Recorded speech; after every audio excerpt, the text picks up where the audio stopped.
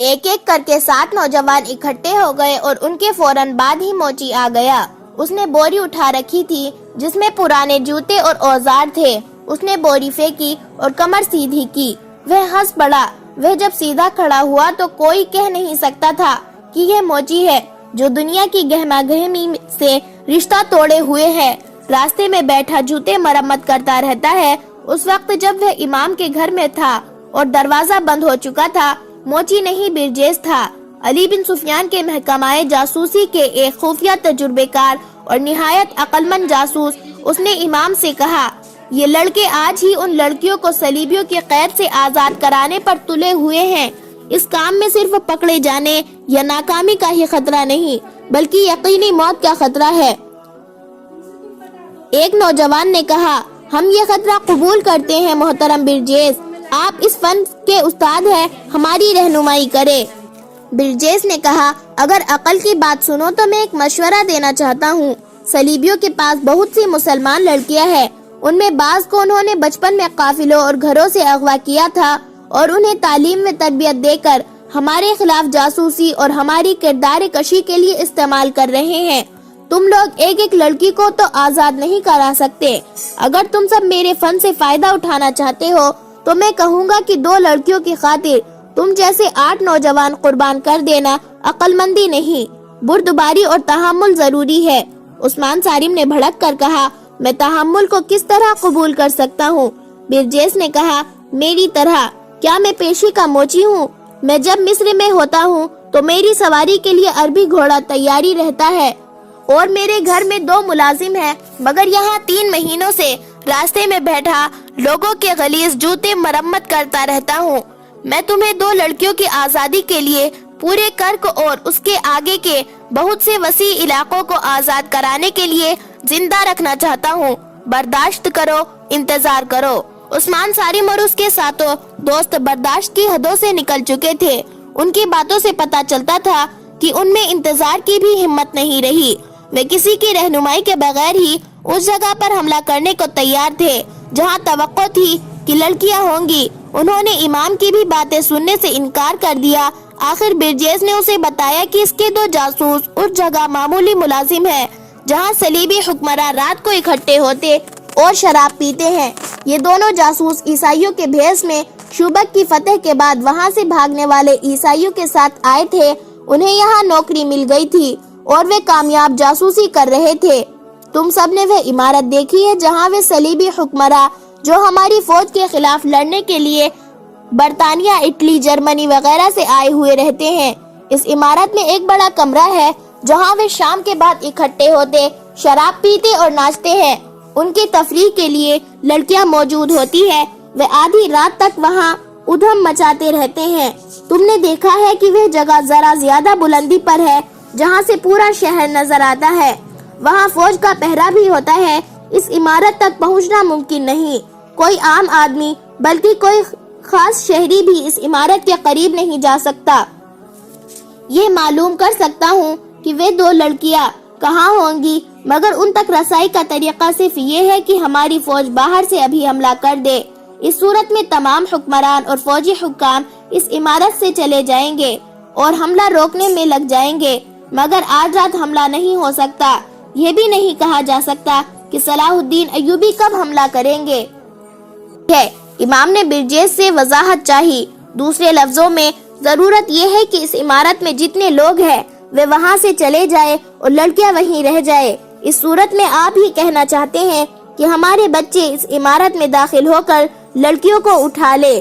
برجیز نے اپنے تجربے کی بنیاد پر خود اعتمادی سے کہا، جی ہاں، اگر شہر کے اندر کوئی بڑا شدید اور خطرناک ہنگامہ ہو جائے، کہیں آگ لگ جائے اور اگر جنگی ساز و سامان کو لگے تو شاید حکمراں اور دیگر لوگ وہاں سے نکل کر موقع واردات پر چلے جائے۔ برجیز گہری سوچ میں کھو گیا۔ اس نے عثمان صارم اور اس کے ساتھیوں کو باری باری دیکھا اور کچھ دیر بعد کہا، ہاں میرے مجاہدوں، اگر ایک جگہ آگ لگا سکتے ہو تو رہائی کی صورت پیدا ہو سکتی ہے۔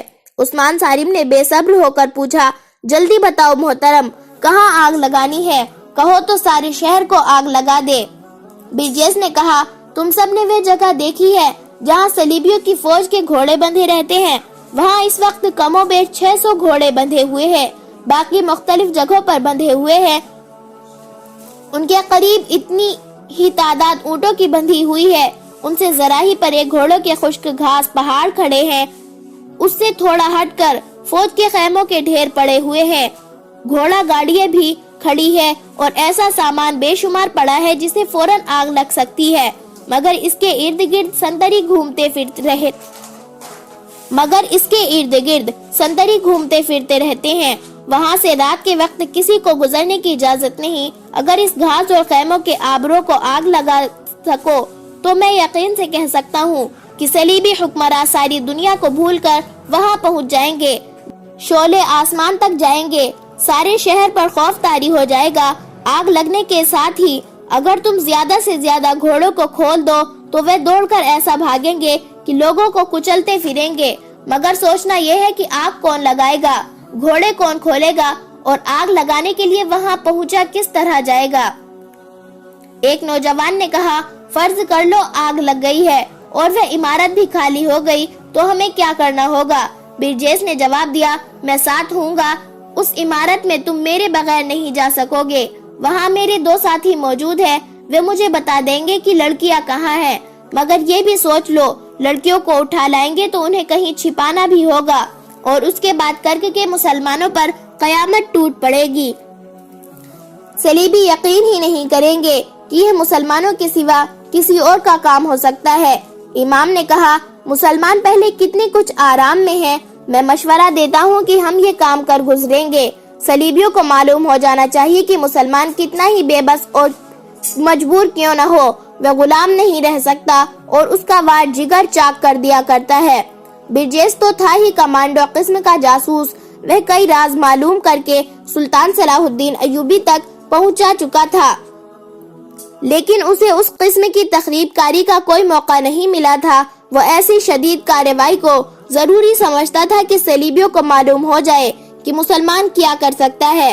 उसने उस्मान सारिम और उसके साथियों को समझना शुरू कर दिया कि उन्हें क्या करना है। इस सिलसिले की 2 कड़ियां बहुत नाजुक थी।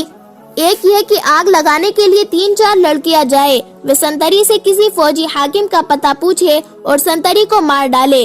बिरजेस ने लड़कियों को भेजने की इसलिए सोची थी कि औरत, खुसूसन नौजवान लड़की जो तासीर पैदा कर सकती है, वह कोई मर्द नहीं कर सकता। मर्द शक पैदा कर सकता है। कितने नौजवान सलीबी हुक्मरानों की इमारत पर हमलावर होंगे। बिरजेस और इमाम के मुत्तफिका तौर पर कहा कि ज्यादा न हो, यही 8 हो तो बेहतर है, क्योंकि ज्यादा हुजूम नजर आ सकता है और किसी न किसी के पकड़े जाने का खतरा ज्यादा होगा। फिर ये मसला पैदा हुआ कि इतनी दिलेर लड़कियां कहाँ से मिलेंगी। उस्मान सारिम ने कहा कि एक उसकी बहन अलनूर होगी। एक और नौजवान ने कहा कि दूसरी उसकी बहन होगी। बाकी 6 नौजवानों में से किसी की बहन नहीं थी। उम्मीद जाहिर की गई कि यह 2 लड़कियां अपनी अपनी सहेलियों को ले लेंगी। बिरजेस ने उन लड़कियों को उनका काम समझाने की जिम्मेदारी अपने ऊपर ली। सूरज गुरूब हो गया था। इमाम मस्जिद एक तरफ चला गया, बाकी सब एक एक करके बाहर निकले। सबसे आखिर में बिरजेस बाहर निकला। वह फिर वही मोची था जिसे कुछ खबर नहीं थी कि इसके इर्द गिर्द क्या हो रहा है। वह झुका झुका इस तरह मरी हुई चाल जा रहा था जैसे सारी दुनिया के रज़ो गम का बोझ उसके कंधों पर गिर पड़ा है। उस्मान सारिम अपने घर से अभी कुछ दूर था कि उसे रैनी अलेक्जेंडर मिल गई। वह उस्मान की बहन अलनूर की गहरी सहेली बनी हुई थी। दोनों बहन भाई चाहते थे कि वह उनके घर न आया करे, लेकिन उस्मान सारिम उसे अचानक घर आने से रोककर किसी शक में नहीं डालना चाहता था। रैनी उसके साथ बेतकल्लुफ होने की कोशिश किया करती थी, जिससे उस्मान को यह ख्याल भी आता था कि वह उसका किरदार खराब करके उसका कौमी जज्बा मारना चाहती है। उस शाम रैनी रास्ते में मिल गई। उसने उसको मुस्कुरा कर देखा और रोकना न चाहा, मगर रैनी रुक गई और उसका रास्ता रोक लिया। उस्मान सारिम को ऐसा कोई डर नहीं था कि वह मुसलमान है और एक ईसाई लड़की के साथ राजो नियाज की बातें करता पकड़ा गया तो वह जानता था कि सलीबी और यहूदी उन्हें देखकर खुश होंगे कि उनकी एक लड़की एक मुश्तबा मुसलमान को अपनी गुरविदा बना रही है। वह रुक गया और बोला, मैं जरा जल्दी में हूँ रैनी। رینی نے دوستانہ لہجے میں کہا، تمہیں کوئی جلدی نہیں عثمان، کیا تم اتنی آسانی سے مجھ سے پیچھا چھڑا سکو گے؟ میں تم سے پیچھا چھڑانے کی تو نہیں سوچ رہا۔ رینی نے مسکرا کر کہا، جھوٹ نہ بولو عثمان، میں تمہارے گھر سے آ رہی ہوں، تمہاری بہن نے مجھے صاف کہہ دیا ہے کہ یہاں اب کم آیا کرو۔ عثمان ناراض ہوتا ہے، کیوں عثمان، یہ بات تم نے خود کیوں نہ کہہ دی؟ عثمان سالم خاموش رہا، اس کی بہن نے جلد بازی سے کام لیا تھا، اس کے لیے جواب دینا مشکل ہو گیا۔ اسے خاموش دیکھ کر رینی نے کہا، مجھے یہ تو بتا دو کہ میں تمہارے گھر کیوں نہ آیا کروں؟ عثمان سالم کی ذہنی حالت کچھ اور تھی، وہ جلدی میں تھا اور اس کے جذبات بھڑکے ہوئے تھے، وہ ٹالنے کے لیے کوئی موضوع جواب نہ سوچ سکا۔ اس کے منہ سے وہی بات نکل گئی جو اس کے دل میں تھی۔ اس نے کہا، رینی، معلوم نہیں میں تمہیں کیوں نہ کہہ سکا کہ ہمارے گھر نہ آیا کرو۔ اب سن لو، ہماری آپس میں کتنی ہی محبت کیوں نہ ہو، ہم قومی لحاظ سے ایک دوسرے کے دشمن ہیں۔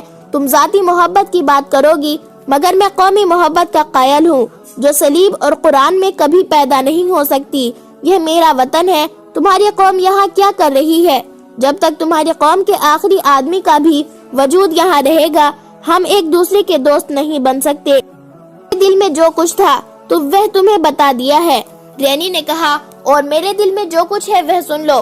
میرے دل میں تمہاری محبت نہ صلیب نکال سکتی ہے اور نہ قرآن۔ اگر تم نے مجھے اپنے گھر آنے سے روکا تو ہم دونوں کے لیے اچھا نہیں ہوگا۔ عثمان سالم نے تحمل سے کہا، تم مجھے دھمکی دے سکتی ہو، تم حکمراں قوم کی لڑکی ہو نا۔ کہا، اگر میرے دماغ میں حکمرانی کا نشہ ہوتا تو تم یہاں نہ کھڑے ہوتے، قید خانے میں گل سڑ رہے ہوتے۔ سمجھ بیٹھے ہو کہ مجھے تمہارے متعلق کچھ معلوم ہی نہیں۔ کہو تو تمہاری زمین دوز کارروائیوں کی تفصیل سنا دوں، کہو تو تمہارے گھر سے وہ سارے خنجر، تیر کمان اور آتش گیر مادہ برآمد کرا دوں جو تم نے اپنے گھر میں میری قوم اور میری حکومت کے خلاف استعمال کرنے کے لیے چھپا رکھا ہے اور جو تمہیں گھر میں رکھنے کی اجازت نہیں۔ النور کو تم تیغ زنی سکھا رہے ہو اور تمہارے ساتھ جو دوست ہمارے خلاف کام کر رہے ہیں، میں ان میں سے کئی ایک کو جانتی ہوں، لیکن عثمان سالم تم نہیں جانتے۔ تمہارے اور قید خانے کے درمیان میرا وجود حائل ہے۔ تم جانتے ہو کہ میرا باپ کیا ہے اور وہ کیا نہیں جانتا اور کیا نہیں کر سکتا۔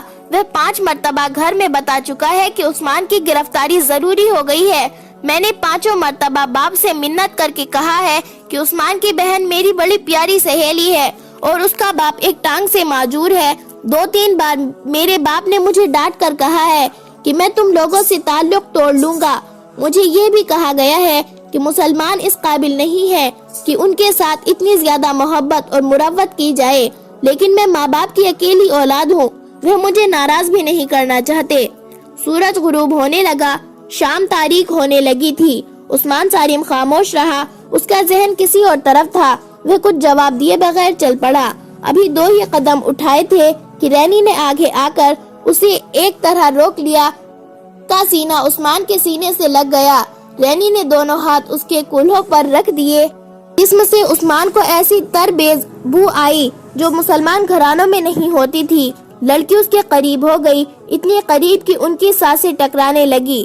رینی کے ملائم ریشم جیسے بال جب عثمان سالم کے گالوں سے لگے تو وہ یوں فڑک اٹھا جیسے فندے سے آزاد ہونے کی کوشش کی ہو۔ رینی نے اسے چھوڑ دیا۔ عثمان سالم نے اکھڑے ہوئے لہجے میں کہا، مجھے آزاد کر دو رینی، مجھے پتھر بن جانے دو، میرا راستہ کوئی اور ہے، ہم اکٹھے نہیں چل سکتے۔ رینی نے نشیلی آواز میں کہا، محبت قربانی مانگتی ہے، کہو کیا قربانی مانگتے ہو، جو جی میں آئے کرو، میں تمہیں قید نہیں ہونے دوں گی۔ عثمان سالم نے طنزیہ انداز میں کہا، اور میں تم سے وعدہ کرتا ہوں کہ میں تمہیں بتاؤں گا ہی نہیں کہ میرے جی میں کیا آئی ہے اور میں کیا کرنے والا ہوں۔ میں تمہارے اس حسین جسم اور ریشمی بالوں کے جادو میں نہیں آؤں گا۔ رینی نے کہا، تو پھر مجھے ثابت کرنا پڑے گا کہ میں تمہارے لیے قربانی کر سکتی ہوں۔ جاؤ عثمان، تم جلدی میں ہو، لیکن میں تمہارے گھر آنے سے باز نہیں آؤں گی۔ عثمان سالم دوڑ پڑا۔ رینی اسے دیکھتی رہی اور آہ بھر کر چلی گئی۔ عثمان سالم گھر میں داخل ہوا تو برجیس وہاں پہنچ چکا تھا۔ عثمان سالم اندر چلا گیا اور اپنے ماں باپ اور النور کو تفصیل سے بتایا کہ صلیبیوں نے مسلمانوں کا ایک قافلہ لوٹا ہے اور 2 لڑکیوں کو بھی ساتھ لے آئے ہیں۔ اس نے تمام تر واقعہ سنایا اور کہا کہ وہ اپنے ساتھیوں کے ساتھ ان لڑکیوں کو آزاد کرانے کے لیے جا رہا ہے اور اس مہم میں النور کی بھی ضرورت ہے۔ عثمان سالم کے باپ کی ٹانگ صلیبیوں کے خلاف جوانی میں لڑتے ہوئے کٹ گئی تھی اور وہ باقی عمر اس افسوس میں کاٹ رہا تھا کہ وہ جہاد کے قابل نہیں رہا۔ اس نے عثمان سے کہا، بیٹا اگر تم نے اتنے خطرناک کام کا ارادہ کر لیا ہے تو مجھے یہ نہ سننا پڑے کہ تم نے اپنے ساتھیوں کے ساتھ غداری کی ہے۔ اس کام میں پکڑے جانے کا امکان زیادہ ہے۔ اگر تم پکڑے گئے اور تمہارے ساتھی نکل آئے تو جان دے دینا، اپنے ساتھیوں کے نام پتے نہ بتانا۔ میں تمہیں صلاح الدین ایوبی کی فوج کے لیے جوان کر رہا تھا، لیکن تمہاری بہن کی شادی کر کے تمہیں رخصت کرنے کی سوچی تھی۔ جاؤ اور میری روح کو مطمئن کرو۔ ایک بات اور سن لو، میں کسی سے یہ کہلوانا نہیں چاہتا کہ تمہاری رگوں میں سالم کا خون نہیں تھا۔ باپ نے بیٹی کو بھی اجازت دے دی۔ عثمان سالم نے اسے بتایا کہ برجیز ڈیوڑی میں بیٹھا ہے اور وہ اس مہم کی کمان اور رہنمائی کرے گا۔ باپ ڈیوڑی میں برجیز کے پاس چلا گیا۔ عثمان نے النور سے کہا کہ وہ فوراً اپنی ایک یا دو سہیلیوں کو بلا لائے جو اس کام میں شامل ہونے کی جرات رکھتی ہے۔ النور اسی وقت باہر نکل گئی اور ذرا سی دیر میں دو سہیلیوں کو بلا لائی۔ اتنے میں عثمان سالم کا ایک ساتھی اپنی بہن کے ساتھ آ گیا۔ ایک ایک کر کے ساتوں جوان آ گئے۔ برجیز نے لڑکیوں کو بتایا کہ وہ کس راستے سے کہاں جائے گی۔ راستے میں انہیں ایک سنتری روکے گا۔ لڑکیاں اس سے پوچھیں گی کہ اوپر کون سا راستہ جاتا ہے۔ وہ کہیں گی کہ شاہ رینالڈ نے انہیں بلایا ہے، لیکن وہ غلط راستے پر آ گئی ہے۔ ان میں سے ایک لڑکی نوکرانی کے بھیس میں ہوگی جس کے سر پر سامان ہوگا۔ سنتری کو ختم کرنا ہوگا، پھر آگ لگانی ہوگی۔ آگ لگانے والا سامان نوکرانی کے سر پر ہوگا۔ گھوڑے اس طرح بندھے ہوئے ہوں گے کہ لمبے لمبے رسوں کے سرے زمین میں دبائے ہوئے ہوں گے اور گھوڑوں کی پچھلی ایک ایک ٹانگ میں زنجیر یا رسی بندھی ہوگی جو رسوں میں گزاری ہوئی ہوگی۔ ان لمبے رسوں کو خنجروں سے کاٹ دینا ہوگا اور چند ایک گھوڑوں کو خنجر بھی مارنے ہوں گے تاکہ وہ منہ زور ہو کر بھاگ اٹھے۔ برجیز نے لڑکیوں کو فوراً لباس اور حلیہ درست کرنے کو کہا اور ایک کو نوکرانی بنا دیا۔ اس کے منہ اور ہاتھوں پر مٹی اور سیاہی سی مل دی۔ پھر وہ عثمان کو سالم اور اس کے ساتھیوں کو ہدایت دینے لگا۔ وہ خود ان کے ساتھ جا رہا تھا۔ عثمان سالم کے باپ نے بھی انہیں کچھ مشورے دیے۔ پھر سب کو خنجر دیے گئے۔ خاصا وقت گزر گیا تھا، لیکن برجیز کہہ رہا تھا کہ ابھی شہر جاگ رہا ہے۔ اس جگہ کی رونق اس وقت جاگتی تھی جب شہر سو جاتا تھا۔ تیاریوں میں وقت گزرتا گیا اور روانگی کا وقت ہو گیا۔ سب کو اکیلے اکیلے جانا اور ایک طے شدہ مقام پر ملنا تھا۔ لڑکیوں کا راستہ الگ تھا۔ انہیں اندازاً بتا دیا گیا تھا جب انہیں آگ لگانی تھی۔ اس وقت برجیز کی جماعت کو حملے کے مقام پر ہونا چاہیے۔ یہ بے حد نازک اور خطرناک مہم تھی جس میں وقت کی غلطی اور کسی کی کوئی بے احتیاطی سب کو ایک ایسے قید خانے میں ڈال سکتی تھی جو جہنم سے کم نہ تھا۔ سب سے زیادہ خطرہ لڑکیوں کا تھا کیونکہ وہ لڑکیاں تھیں۔ تصور کیا جا سکتا تھا کہ ان کے پکڑے جانے کی صورت میں ان کا کیا حشر ہوگا۔ النور نے کہا کہ پکڑے جانے کا خطرہ ہوا تو لڑکیاں اپنے خنجروں سے خودکشی کر لیں گی۔ وہ کفار کے ہاتھ زندہ نہیں آئیں گی۔ شہر پر خاموشی طاری ہوتے ہوتے سارا شہر خاموش ہو گیا۔ کہیں کوئی روشنی نظر نہیں آتی تھی۔ صرف ایک جگہ تھی جہاں رات کی سکوت کا ذرہ بھر اثر نہیں تھا۔ وہ یہ جگہ تھی جہاں صلیبیوں کی متحدہ کمان کا ہیڈ کوارٹر تھا۔ وہیں صلیبی حکمرانوں اور اعلیٰ کمانڈروں کی رہائش بھی تھی۔ یہ لوگ اس ہال میں ایک ایک کر کے آ چکے تھے جہاں وہ ہر رات شراب نوشی اور رقص کی محفل جمایا کرتے تھے۔ اس رات ان کا موضوع دو نئی مسلمان لڑکیاں اور مال و اسباب تھا جو قافلے سے لوٹا گیا تھا۔ کسی نے پوچھا، یہ لڑکیاں کسی اور کام کی بھی آ سکتی ہے؟ اس کا جواب ایک فوجی کمانڈر نے یہ دیا کہ لڑکیاں بالغ ذہن کی ہے، اس لیے انہیں جاسوسی وغیرہ کے لیے استعمال نہیں کیا جا سکتا۔ ایک کی عمر 16-17 سال ہے اور دوسری کی 22-23 سال کی ہے۔ کچھ عرصے تفریح کے لیے استعمال ہو سکتی ہے، اس کے بعد انہیں اپنے 2 فوجی افسروں کے حوالے کر دینا، ایک اعلیٰ کمانڈر نے کہا۔ وہ ان کے ساتھ شادی کر لیں گے۔ یہ لڑکیاں ان کی ہنسی مذاق اور غلیظ باتوں کا موضوع بنی رہی اور وہ مسلمانوں کے خلاف نفرت کا اظہار کرتے رہے۔ اس وقت لڑکیاں 2 الگ الگ کمروں میں تھی، وہ رو رو کر بے حال ہو رہی تھی۔ دونوں کے ساتھ ایک ایک خادمہ تھی۔ یہ ادھیڑ عورتیں بڑی خرات اور اس فن کی ماہر تھی۔ لڑکیوں کو نہلا چکی تھی اور انہیں رات کا لباس پہنا رہی تھی۔ لڑکیوں نے کچھ بھی نہیں کھایا تھا، ان کے آگے ایسے ایسے کھانے رکھے گئے تھے جو انہوں نے کبھی خواب میں بھی نہیں دیکھے تھے، لیکن انہوں نے کسی چیز کو ہاتھ نہیں لگایا تھا۔ دونوں کو ایک دوسرے کے متعلق معلوم نہیں تھا کہ کہاں ہے اور اس کے ساتھ کیا بیت رہی ہے۔ دونوں عورتیں انہیں بڑے ہی حسین سبز باغ دکھا رہی تھی۔ ایک کو بتایا جا رہا تھا کہ اسے فرانس کے بادشاہ نے پسند کیا ہے جو اسے زہر و جواہرات سے لاد دے گا۔ دوسری کو جرمن کی مالکہ بننے کے خواب دکھائے جا رہے تھے۔ اس کے ساتھ انہیں بڑے پیار سے دھمکیاں بھی دی جا رہی تھی کہ اگر انہوں نے ان بادشاہوں کو ناراض کیا تو وہ انہیں فوجی سپاہیوں کے حوالے کر دیں گے۔